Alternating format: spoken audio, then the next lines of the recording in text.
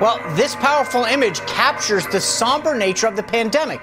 Here's the Pope imparting his blessings to the world, and out the window you can see Vatican Square completely devoid of people. This is crazy. I never thought you'd see something like that in our lifetime. That's Pope. Normally people gather just to catch a glimpse. That's right. It's empty. Well, and now the pandemic is altering worship services for every denomination across the world. And what we just saw is starting to be the new normal, unfortunately, for a while. So joining us to talk about this is Johnny Moore, the president of the Congress of Christian Leaders. And we're also joined by Father Charlie Gallagher. He is the pastor of Immaculate Conception Catholic Church and a priest here in the Archdiocese of Washington, D.C. Gentlemen, welcome. All right, Father. I went to church on Sunday, just so you know, and I pulled into the parking lot and I thought, oh my gosh, it's canceled.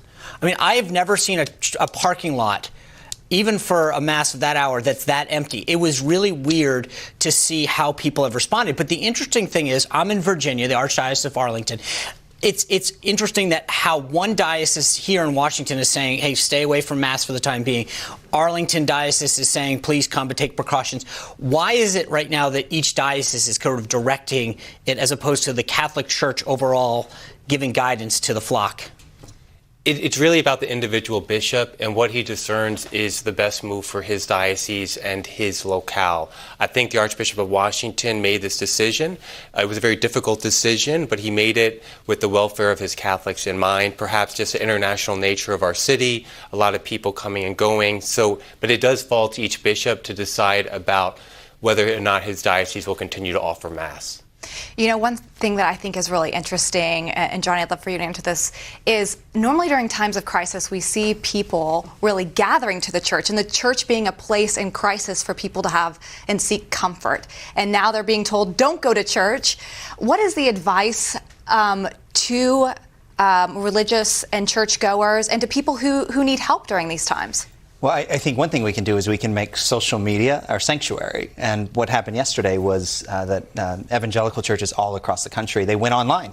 And I've been getting text messages from a lot of these churches and leaders, and the attendance was like off the charts. I mean, there were, if you put together their normal weekly attendance plus their normal online attendance, it was like multiples larger.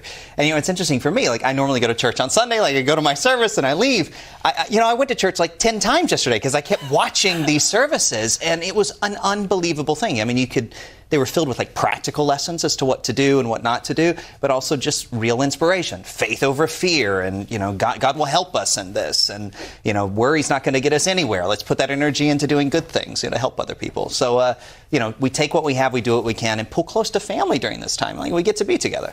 Father, what kind of precautions is the church taking right now for people who are choosing to go to church, in terms of, it is a communal thing, right? So for Catholics, we have the sign of the peace towards the end. We eat or we take communion from a priest's hands or from a Eucharistic minister. There's sometimes a common chalice.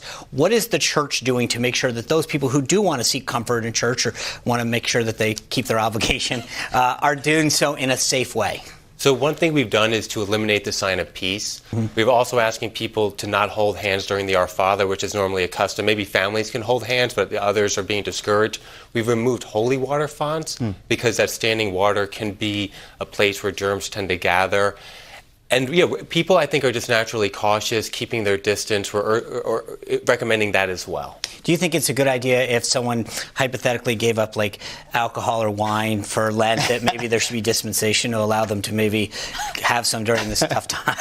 Well, we do need things to lean on. I wouldn't recommend alcohol and wine, but maybe, as Johnny said, the Scripture, the Bible, these types of forces that we have. I knew you were going to go there. Can't get out of that one.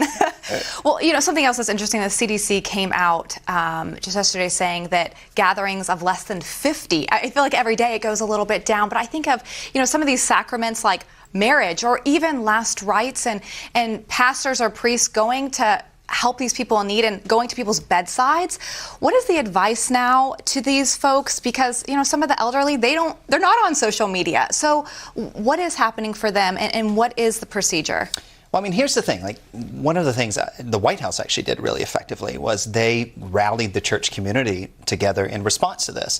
And I would say that what happened this weekend between churches and those online, those that still met, they probably communicated to more people than all the media and all the daily press briefings, everything, put together. And one of the things that they're saying is, like, care for those that you know, and do what you can. And I think, just because, there's an elderly person that, isn't online or something doesn't mean that they aren't in a facility where there's someone still working there. And we just have to go over and above. We have to work a little harder. Because after all, our faith, the building is important. The sacraments are vital in certain traditions. They're at the very, very heart of Catholicism. But ultimately, this is all about community and our relationship with one another and with God. And that will persist past this crisis. So, Father, I don't want to make things political, but there was the chairman of the Democratic National Committee, Tom Perez, did an interview on Axios. He was asked about whether or not Democrats, what kind of a home there is for Democrats that are pro-life. Let me just show you a quick video of what he had to say. Cardinal Timothy Dolan is a leader of the Catholic Church in America. He wrote this after you made those comments.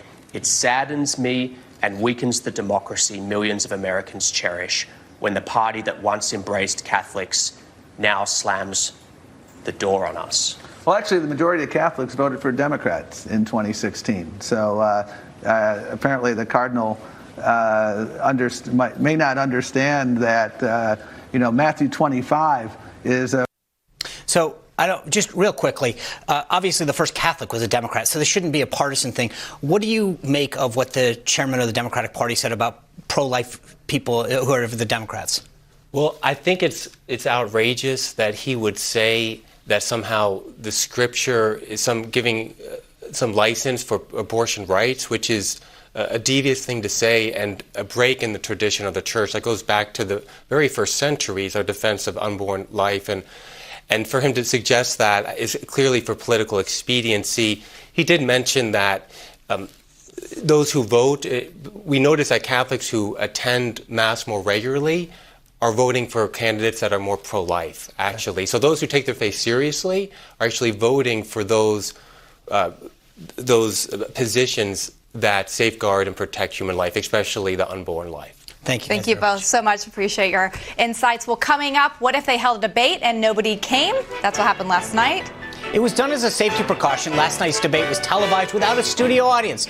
We'll talk about what the candidate said when we return.